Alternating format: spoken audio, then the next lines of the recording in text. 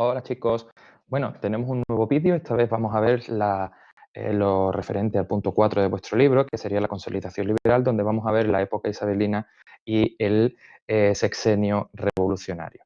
¿Vale? Bien, nos habíamos quedado en que Fernando VII muere en 1833, dejando una hija de 3 años que será Isabel, la futura Isabel II, fíjate qué cosa más guapa, que en aquel momento contaba con 3 años de edad, de manera que no podía gobernar. ¿Qué vamos a tener en este periodo en el que se va a desarrollar, en estos años en los que se va a desarrollar el reinado de Isabel II? Vamos a tener diferentes etapas. Y la primera de ellas va a ser la etapa de la regencia. ¿Qué es una regencia? Una regencia es cuando alguien se hace cargo del gobierno de un país, del reinado del país, se asume el trono, mientras que el rey o la reina no puede asumirlo por cuestiones diversas. En este caso, evidentemente, porque Isabel con 3 años no podía reinar. No está bonito una reina con el biberón y el chupete, ¿vale? De manera que se van a producir dos regencias. Una primera regencia que va a estar protagonizada por su madre, por la reina, por María Cristina, que va a durar desde 1833 hasta 1840. Y una segunda regencia que va a durar desde 1840 hasta 1843, un poquito más corta, que va a ser la del general Espartero. Bien, estas dos regencias, este periodo de regencia va a estar caracterizada por las guerras carlistas. Estas guerras carlistas que van a ser las que se protagonicen entre Isabel II, entre esta chica, y su tío Carlos María Isidro. ¿Por qué? Por los conflictos de sucesión que habíamos visto. La anulación de la ley sálica por parte de Fernando VII a través de la promulgación de la pragmática sanción, y que eso va a provocar esta guerra que va a enfrentar a los dos bandos. Por un lado vamos a tener a los partidarios de Isabel II, que van a ser los liberales, contra todo pronóstico, después de todo aquello que su padre, que Fernando VII, hizo en contra de los liberales, mientras que los absolutistas van a apoyar a Carlos María Isidro. También vamos a los liberales, se les va a llamar también isabelinos o cristinos, dependiendo de si nos referimos que apoyan a Isabel o si apoyan a María Cristina, que al fin y al cabo es lo mismo. Liberales con Isabel y absolutistas con Carlos María Isidro. Bien, finalmente la primera guerra carlista, porque luego se van a suceder diferentes guerras carlistas, va a terminar con el abrazo de Vergara que se daría entre el general Maroto y el general Espartero. Estos dos líderes de cada uno de los bandos liberal y del bando absolutista, son los que van a protagonizar este encuentro pacífico, digamos, que vamos a ver en la siguiente imagen, ¿no? Sería este de aquí, el abrazo entre Espartero y Maroto.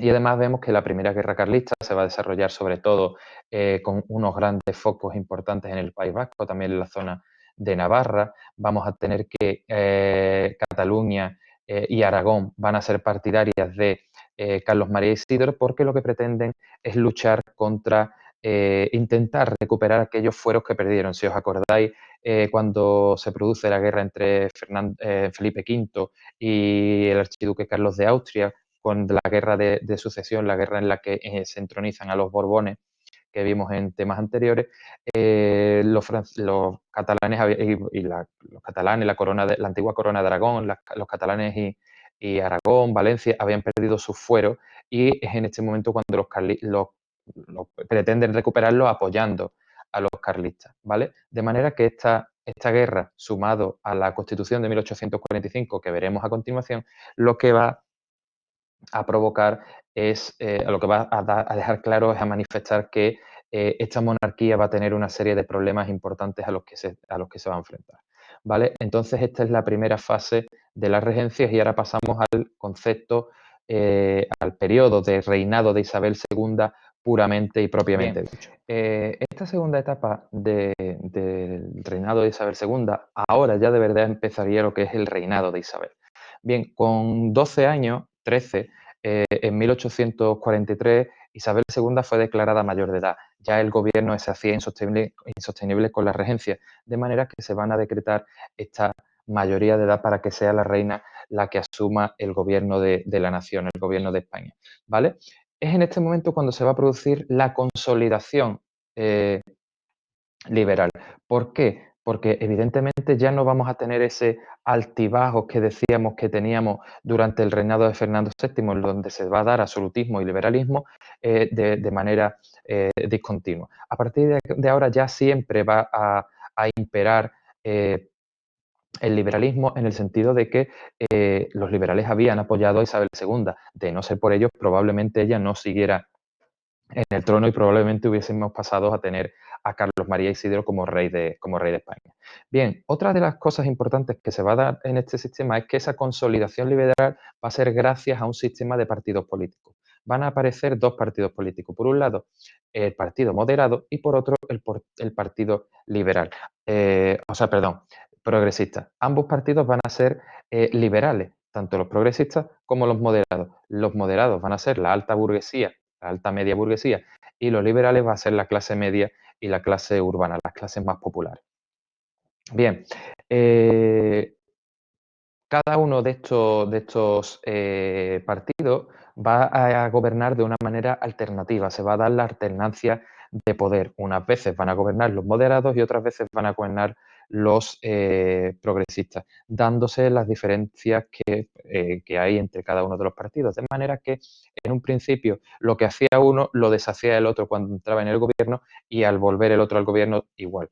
Sería pues como ahora, cuando entra la izquierda hace una serie de medidas, toma una serie de medidas y promulga una serie de leyes que luego serán derogadas por la derecha y que las sustituye por sus leyes propias, que es lo que comentábamos en clase con algunos de vosotros, que es como eso, que llevamos muchos años sin una ley educativa pura, porque cada vez que hay un cambio de sistema, un cambio de gobierno, la cambiamos y al final no hay una estabilidad, ¿no? Bien, la primera década va a ser de gobierno de los moderados, va a ser la década moderada, que se va a caracterizar además porque se va a promulgar la Constitución de 1845, que viene a renovar la Constitución de 1812 y que es claramente liberal.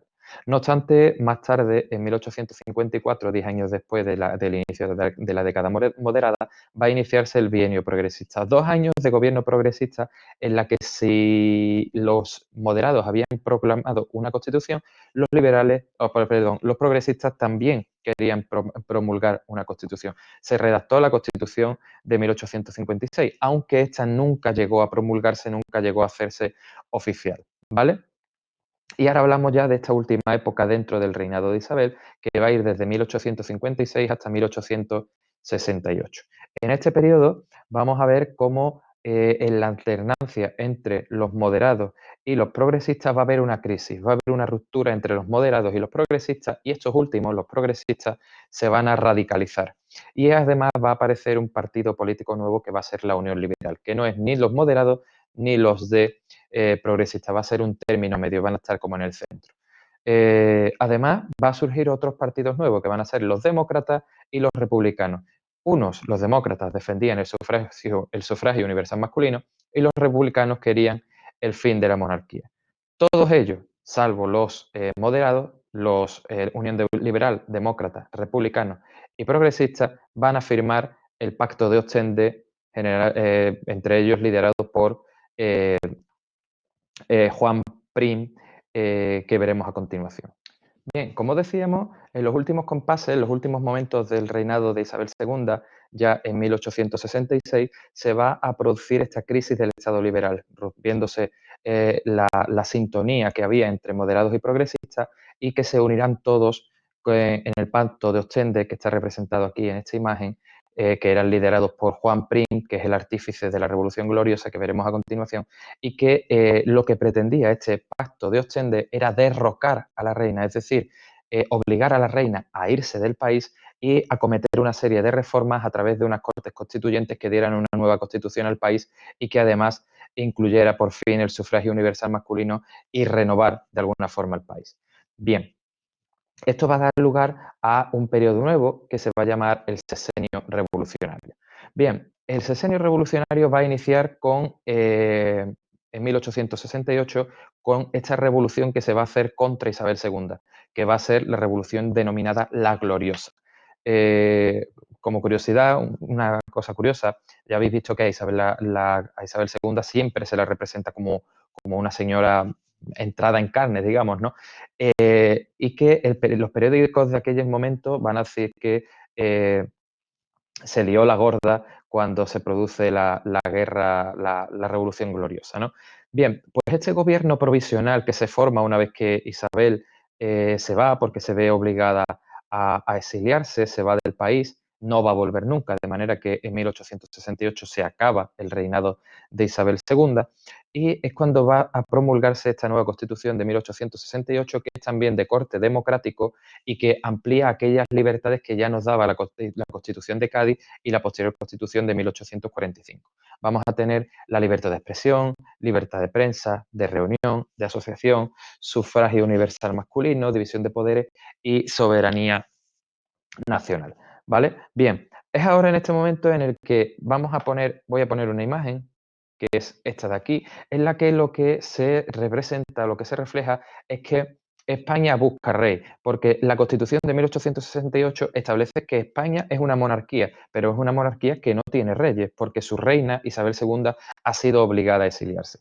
¿Vale? Entonces aquí vemos a una serie de candidatos a ese trono. Tenemos a Isabel que no sería por ella, sino que el candidato sería este pequeño, este niño, que será Alfonso XII, su hijo Alfonso, con el chapirí, con el gorro de la Legión y la cabra también de la Legión. Luego aquí tenemos a Luis Napoleón Bonaparte, que sería el francés, se representa siempre con aspecto de chino. Y este sería Antonio de Orleans, el duque de Montpensier, que era el cuñado de Isabel, estaba casado con su hermana, estaba casado con María Luisa Fernanda, y que también quería optar a ser el rey de España. Y aquí tenemos al mono que representa a Portugal, que sería el representante de Federico de Sajonia.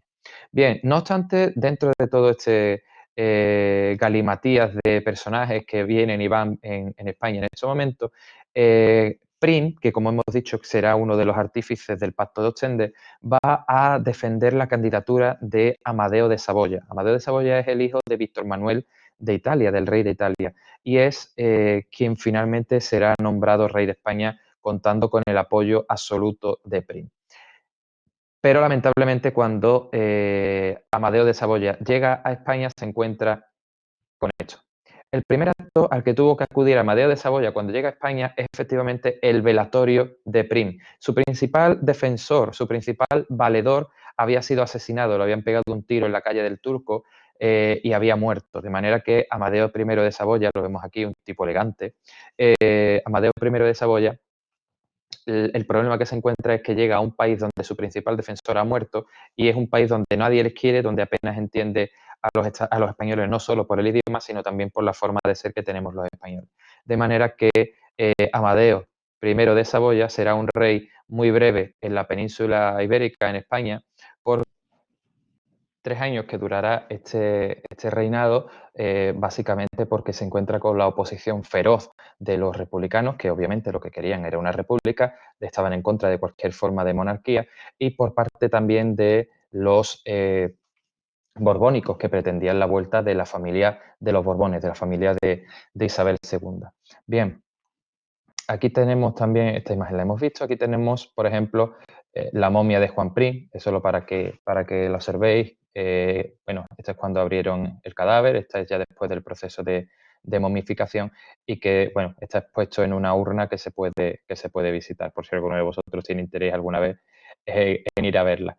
Bien, y este texto es la abdicación, la renuncia de Amadeo de Saboya al trono de España, que es interesante que la leáis, ¿vale?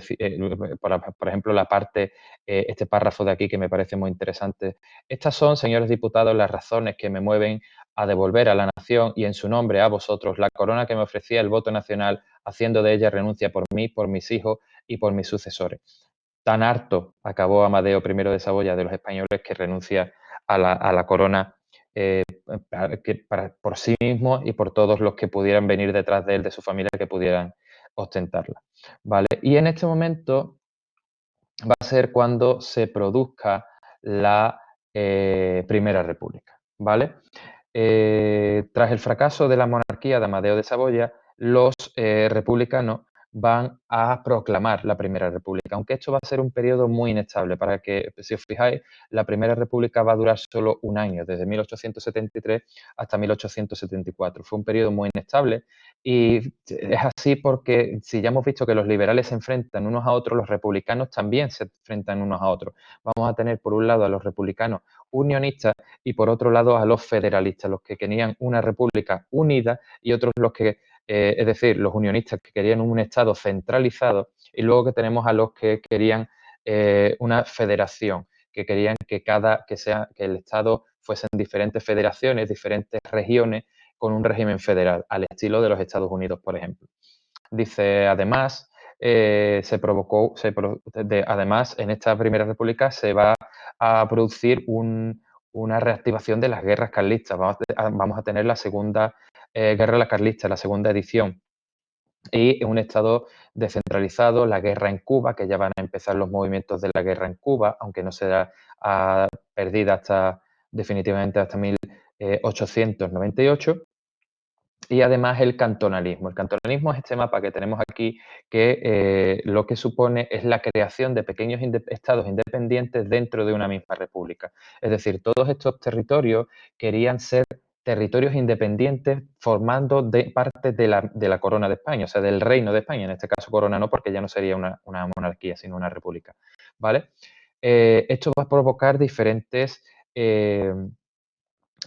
conflictos. En este año se van a provocar diferentes conflictos y todos ellos van a tener como resultado la restauración de la monarquía, esta vez sí, de los Borbones en 1874 en la persona de Alfonso XIII, el pequeñín que veíamos en ocasiones anteriores con el chapirí y con la cabra de la Legión, que será el hijo de Isabel II y que será el rey de España, ¿vale?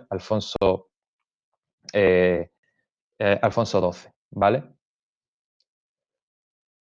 Bien, aquí tenemos una imagen que es muy significativa, donde aparecen a la derecha Emilio Castelar y por otro lado José María Orense. Castelar defiende la República Unitaria, mientras que el otro individuo defiende la federal. Y en medio la República a la que le tiran de los brazos parece que complicado, ¿no? Y además aparece un perro intransigente porque lo pone en el lomo, y el gallo que simboliza al modelo francés de república unitaria. ¿Vale? Bien, pues lo dejamos aquí y seguimos con el crecimiento demográfico en el siguiente vídeo.